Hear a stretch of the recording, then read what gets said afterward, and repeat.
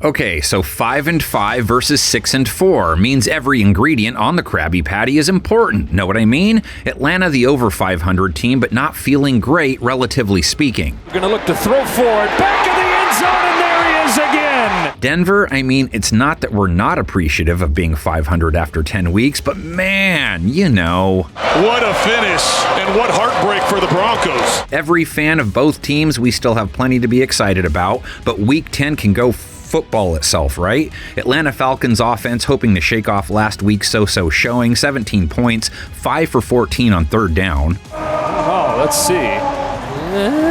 Kirk Cousins put up 306 yards but no touchdowns, and he threw a pick. His passer rating a lukewarm 75. For the record, he's posted a sub-90 rating in each loss this season. And for the record, AI never says for the record, by the way. Not yet. Cousins, tight window, picked off. Denver's defense, not like taking on Quintana and O'Brien, not pushovers, holding teams under 17 points in 3 of their last 4. Just ask KC's offense, which only managed 1 TD against them. Throws it away as it was being corkscrewed into the grass. Broncos secondary, Kirk Cousins has a tough hand in front of him. He's going to be dealt a lot of 2s, and in the upside-down world, that's not good. Denver's pass defense held Patrick Mahomes to a low 90s rate in their last game. 2024 numbers holding QBs to a sub-90 rate. Dancing, throws, incomplete. Legit stuff. Does Surtain have KDOT skills? Drake woke up in Week 10, kind of like the way he did on LA radio. It was like he never existed, and then bam, he's back.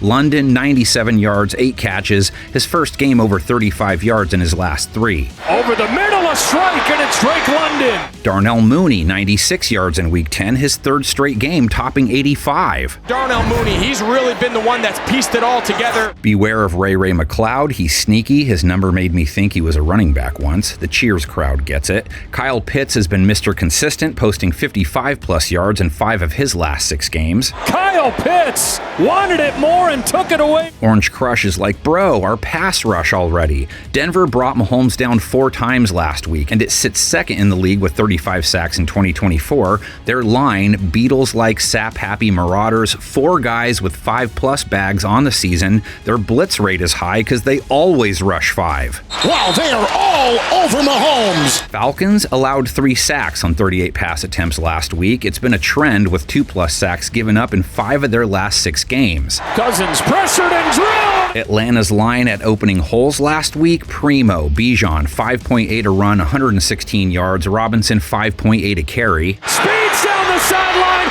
to the end zone. Plus, Tyler popped off. Algier, 59 yards, 5.4 per run. And Tyler Algiers into the Saints secondary. Denver dealt with Kareem Hunt last week, held him to 2.5 a carry. On that line, a lot of strength up front for Denver. So how about the other side of the coin? Denver's offense only mustered 14 points last week. Look out!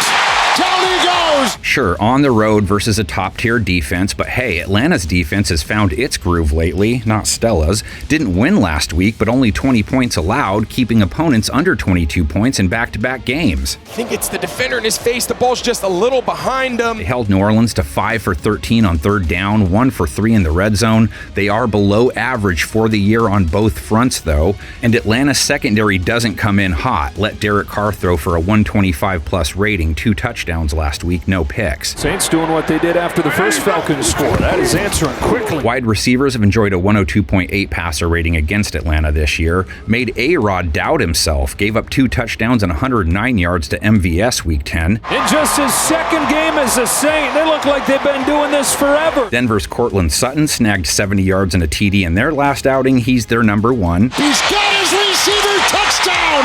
The All-Pro, Cortland Sutton. Devon Veal, if you're into raw steak, 39 yards receiving, a TD last week. Touchdown, Veal, his first as a pro. Atlanta's pass rush, dirty like Pigpen. 0 sacks on 25 pass attempts in Week 10. Falcons never ask for bags when they shop. They're last in the NFL in sacks. There's really just no explanation. What to make of Denver's rush attack? Nix has been the most consistent factor for 2024. That says a lot. They turned to Audric Estime at running back last week. Another Denver guy substitute teacher Garvey would drool over. 53 rushing yards versus KC. Look at him fly out to the 40-yard line. 3.8 a runs, so not game-changing. Atlanta held Alvin Kamara to 3.2 a carry Week 10, better than average versus running backs on the year. Little inside swim and just two big bodies at contact. Broncos up 9-7 all-time. Their Super Bowl clash is too low-hanging. Let's go into a deep cut. They always have the best sound. 1979, Steve Bartkowski, 2 touchdowns for Atlanta, over 325 yards.